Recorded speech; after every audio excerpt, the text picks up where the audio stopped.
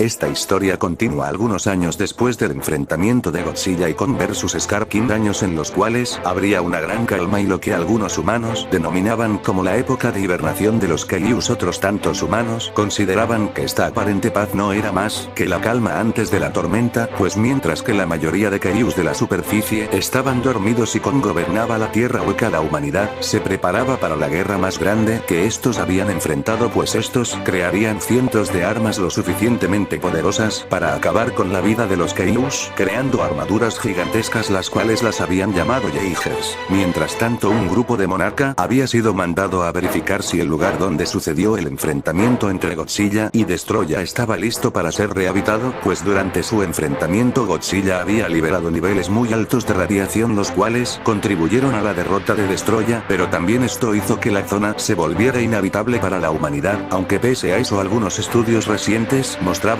que la ciudad había comenzado a bajar sus niveles de radiación de tal manera que parecería que algo había consumido toda esa radiación.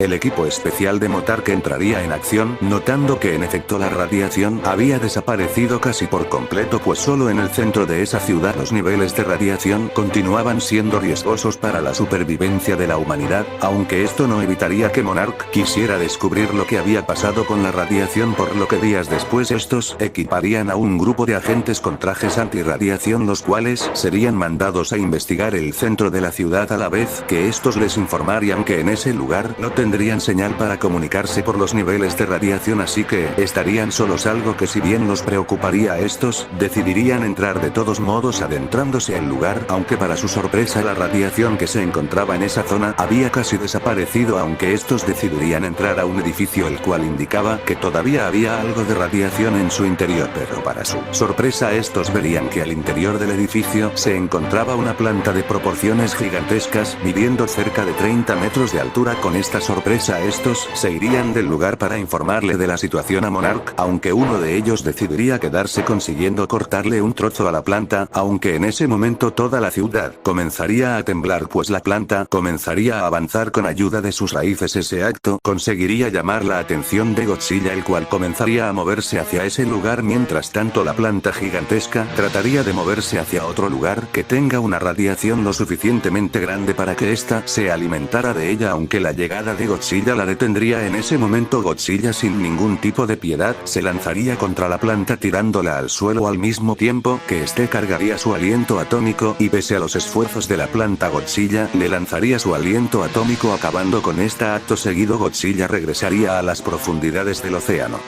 Días pasarían y el soldado que le había cortado un trozo a la planta decidiría venderla en el mercado negro, y aunque varias personas comenzarían a lanzar varias ofertas, uno de ellos lanzaría una oferta nada despreciable, por lo que este soldado lo vendería a ese comprador. Días pasarían y el trozo de la planta llegaría a la ubicación de su comprador, el cual se trataba del ejército de varias naciones, pues estos estarían dispuestos a hacer lo que sea para proteger a sus naciones. En ese momento uno de los generales le ordenaría a los científicos crear un arma con las células de la planta la cual tuviera la fuerza para proteger a la humanidad. Mientras eso ocurría, los ingenieros del equipo Jaeger se encontrarían puliendo los últimos detalles, pero faltaría algo: un piloto el cual tuviera una gran experiencia con los Kaijus, pero ningún soldado sería el indicado para pilotearlo, aunque la aparición en los archivos de un ex soldado que sobrevivió a la primera aparición de Godzilla llamaría la atención de todos los generales. Meses pasarían y pese a los esfuerzos de los científicos estos no habrían conseguido crear un arma con el ADN de la planta, aunque una idea aparecería en la mente de uno de los científicos: unir el ADN de la planta con el de Godzilla, pues quizás de esta forma la planta pueda mutar en algo mucho más poderoso. Pasando algunos días hasta que el experimento había funcionado, la planta estaba comenzando a crecer mucho, lo cual para los científicos había sido un gran éxito, aunque para uno de los comandantes esto no sería más que el inicio, pues este necesitaba hacer algo igual a lo que hizo Apex con Mecha Godzilla, a lo que este les exigiría conseguiría hacer un enlace neuronal exitoso lo más rápido posible. Pasando algunas semanas y mientras que los científicos estaban arreglando los últimos detalles del enlace, la planta había aumentado su tamaño varias veces, midiendo casi 100 metros de altura, y cuando estos estaban tratando de colocarle el enlace neuronal a la planta, esta comenzaría a generar un ruido muy molesto, escuchándose a mucha distancia hasta despertar a Godzilla, el cual sin dudar un segundo, comenzaría a avanzar hacia ese lugar, lo que alertaría a todos los soldados y científicos de esa zona, los cuales comenzarían a huir de ese lugar, mientras que múltiples enredaderas comenzarían a atacar a los soldados y científicos de su alrededor tratando de salir del laboratorio donde lo tenían, comenzando a avanzar hacia un río cercano, aunque antes de que este pueda desaparecer, Godzilla aparecería enfrente de la planta lanzando un poderoso rugido contra la planta, la cual reaccionaría rápidamente lanzándole sus enredaderas a Godzilla, ataques que conseguirían atravesar la piel de Godzilla, generándole un gran daño a este, aunque en ese momento Godzilla lanzaría un pulso electromagnético lo suficientemente poderoso para destruir las enredaderas de este, aunque a pesar de esto la planta no se rendiría, continuando con su ataque con ayuda de sus enredaderas, lanzando una especie de ácido contra Godzilla, el cual le generaría un gran daño a Godzilla, lo que enfurecería a este, el cual rápidamente lanzaría su aliento atómico contra la planta, la cual recibiría el ataque de lleno. Ese ataque había sido lo suficientemente poderoso para incendiar por completo a la planta, consumiéndola por completo. Godzilla, al ver su victoria, lanzaría un fuerte rugido al mismo tiempo que este se comenzaría a ir, aunque en ese momento múltiples esporas llamarían la atención de Godzilla. En ese momento Godzilla se daría cuenta de que de las esporas se había formado un monstruo gigantesco, pues esta vez Violante llegaba a medir casi 150 metros de altura, al mismo tiempo que este lanzaría un poderoso rugido a la par que este comenzaría a apresar a Godzilla, dispuesto a continuar con su enfrentamiento.